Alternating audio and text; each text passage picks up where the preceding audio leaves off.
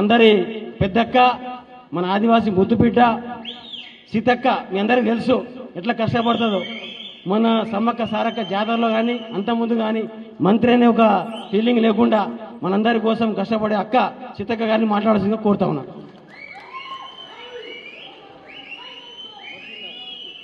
జై కాంగ్రెస్, జై కాంగ్రెస్.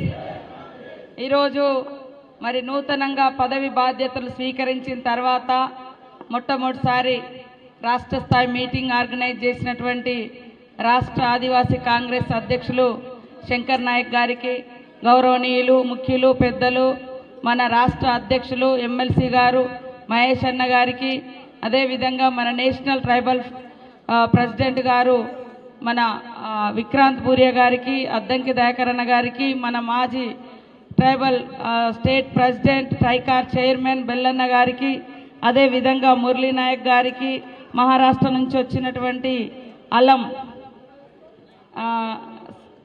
కుస్మా గారికి, అదేవిధంగా వేదిక మీద ఉన్న మరొక అతిథులు, అదేవిధంగా లక్ష్మీనారాయణ గారికి, మరియు చంద్రకళ గారికి, శ్యామ్ నాయక్ గారికి, నరేష్ యాదవ్ గారికి, అటు ఎవరున్నారు ఉమా గారికి, వేదిక మీద ఉన్న మా సోదరులకు అందరికీ, అతిథులకు, 9 తెగల ప్రజాప్రతినిధులకు, నాయకులకు, మరి తెలంగాణలో ముఖ్యంగా 9 తెగలుగా ఎస్టీలుగా ఉన్నారు కాబట్టి ఇక్కడికి వచ్చిన కాంగ్రెస్ పార్టీ కుటుంబ సభ్యులకు, సర్పంచ్లకు, మొన్ననే నూతనంగా ఎన్నికైన సర్పంచ్లందరికీ కూడా పేరు పేరున శుభాకాంక్షలు, ధన్యవాదాలు తెలియజేస్తా ఉన్నాను.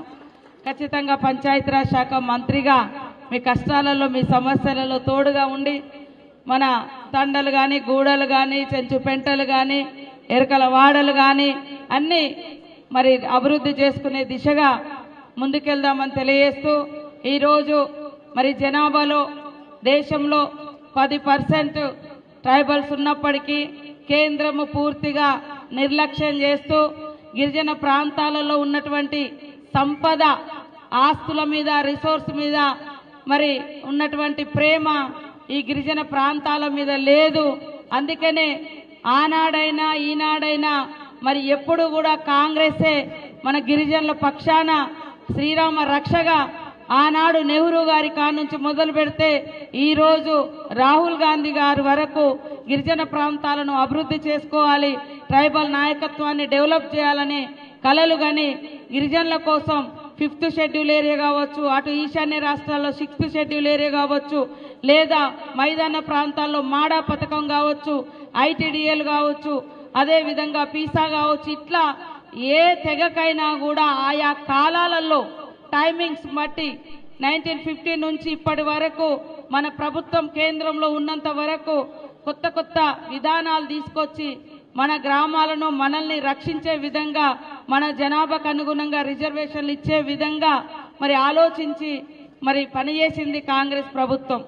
కానీ గత 10 ఏళ్లలో కూడా ఇటు బీఆర్ఎస్ హయాంలో కానీ అటు బీజేపీ హయాంలో 12 సంవత్సరాలుగా మన ప్రాంతాల మీద దోపిడీ కోసం ప్రయత్నం చేసి తప్ప మన యొక్క చట్టాలను మరి అదేవిధంగా మన యొక్క సంరక్షణను ఎప్పుడూ కూడా, సంక్షేమాన్ని ఎప్పుడు కూడా పట్టించుకోలేదు. కాబట్టి మన ప్రభుత్వంలో కూడా కొన్ని సమస్యలు ఉన్నాయి. వాటిని పిసిసి అధ్యక్షుల వారు కానీ మేము కానీ ఖచ్చితంగా ఇక్కడ ఉన్నటువంటి ఎమ్మెల్సీ గారు మరి శంకర్ నాయక్ అన్న గారి ఆధ్వర్యంలో స్టేట్ ఎస్టీ సెల్ కమిటీ నుంచి ఖచ్చితంగా ముఖ్యమంత్రి గారిని కలిసి వాటిని మనం తొందరలోనే పరిష్కరించుకోవాల్సిన అవసరం ఉంది. ఇటు ఐటీడీఏలను ఇంకా కొత్త వాటిని మనము సాధించుకోవాలి, 3 కార్పొరేషన్లను ఇంప్లిమెంటేషన్ తీసుకోవాలి. అదేవిధంగా మరి ఎడ్యుకేషన్, అదేవిధంగా ఎంప్లాయ్మెంట్, ఉద్యోగ ఉపాధి అవకాశాలు లేక ఎంతోమంది ఇబ్బంది పడుతున్న క్రమంలోనే ఆనాడు కాంగ్రెస్ ప్రభుత్వంలో ప్రత్యేక డిఎస్సీలు కానీ ప్రత్యేక ఉద్యోగాలు కానీ ఇచ్చినటువంటి చరిత్ర మన కాంగ్రెస్ ప్రభుత్వంది. ఇప్పుడు అవన్నీ కూడా మళ్ళీ సాధించుకోవాలి. అందుకనే అన్ని అవగాహన ఉన్న ఈ దేశ్కి కో మాలిక్ కోనే అని రాహుల్ గాంధీ గారు అడుగుతారు, అది ట్రైబ్స్ అనేది చెప్తా ఉంటాడు. కాబట్టి మరి వారికి మన మీద అంత ప్రేమ ఉన్నది.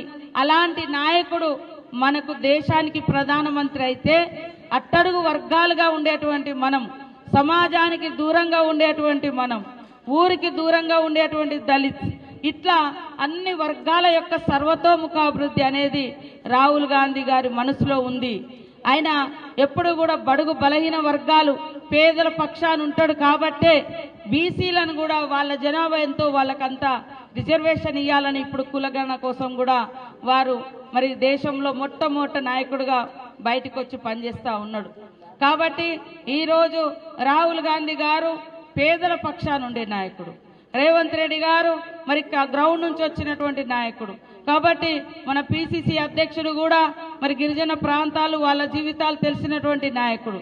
సో వీళ్ళందరి సమక్షంలో ఖచ్చితంగా అద్భుతాలు మనం సాధించాలి, మన హక్కులను కాపాడుకోవాలి, భవిష్యత్ తరాలకు కూడా మంచి లైఫ్ రావాలంటే మనకు గతంలో ఉన్నటువంటి కాన్స్టిట్యూషన్ డాక్టర్ బిఆర్ అంబేద్కర్ గారి ద్వారా సంక్రమించినటువంటి వచ్చినటువంటి హక్కులను కాపాడుకుంటూ కొత్త వాటిని కూడా సాధించుకోవాల్సిన అవసరం ఉంది.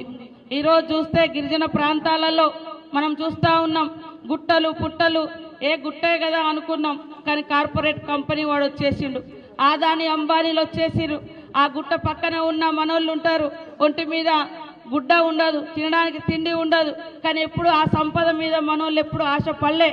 కానీ ఈరోజు మరి ఎక్కడెక్కడి నుంచో కార్పొరేట్ కంపెనీలు వస్తున్నాయి, మరి దాని మీద కన్నేసి అక్కడ ఆదివాసీ ప్రాంతాలలో ఎలాంటి అణచివేత నడుస్తుందో మనకు తెలుసు. అందుకనే మనలో ఎన్నైనా సమస్యలు ఉండని వాటిని అన్నింటినీ ఒకరికొకరు సపోర్ట్ చేసుకుంటూ మరి మనలో అట్టడుగు వర్గాలలో ఉన్నటువంటి వాళ్ళందరినీ కూడా అప్లిఫ్ట్ చేస్తూ పైకి తీసుకొస్తూ అందరం కూడా అభివృద్ధి పదంలో ముందుకెళ్ళినప్పుడే ఈ దేశం, ఈ రాష్ట్రం సమానత్వం వైపు పయనిస్తే తప్ప ఒకలేమో ఎక్కడో ఆకాశంలో అంతరిక్షంలో ఉండే అంత ఆస్తులు అంతస్తులు ఉంటాయి, ఒకడికేమో పూట గడవనటువంటి పరిస్థితి ఉంటుంది. కాబట్టి ఇలాంటి సమస్యలన్నీ కూడా గిరిజన సొసైటీలో, దళిత సమాజంలో ఉన్నాయి, ఇంకా అట్టడుగు వర్గాల్లో బీసీలు, బీసీ ఉపకులాల్లో కూడా ఉన్నాయి. అలాంటివన్నీ కూడా రూపుమాపడం కోసం మనమందరం రాహుల్ గాంధీ గారి నాయకత్వంలో రాహుల్ గాంధీ గారిని నిజంగా దేశానికి ప్రధాని కావాల్సినటువంటి అవసరం ఉంది. వారుంటేనే ఈ అట్టడుగు వర్గాలు దేశంలో బాగుపడతారు, వారుంటేనే ఈ దేశం ఖచ్చితంగా బాగుంటుంది.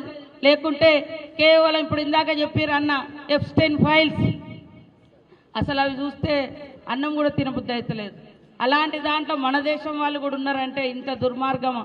ఆడపిల్లల శరీరాలను వాడుకోవడమే కాకుండా మాంసం ముద్దలు చేసుకొని తింటున్నారని ఆ ఎప్స్టైన్ ఫైల్ చూపిస్తుంటే అసలు అది గుర్తుకొస్తే అన్నమే తినబుద్ధి కాదు, అంత దారుణాలు ఉన్నాయి. మరి అక్కడ అందులో మన దేశం వాళ్ళు కూడా ఉన్నారు అనేది, కొంత పెద్దలు ఉన్నారు అనేది వింటున్నాం. వీటిని దాచుకోవడం కోసం రకరకాల అమెరికా ఒప్పందాలను చేసుకుంటున్నటువంటి వాళ్ళని కూడా మనము ఈ దేశంలో ఏలుతున్నటువంటి వాళ్ళని చూస్తూ ఉన్నాం.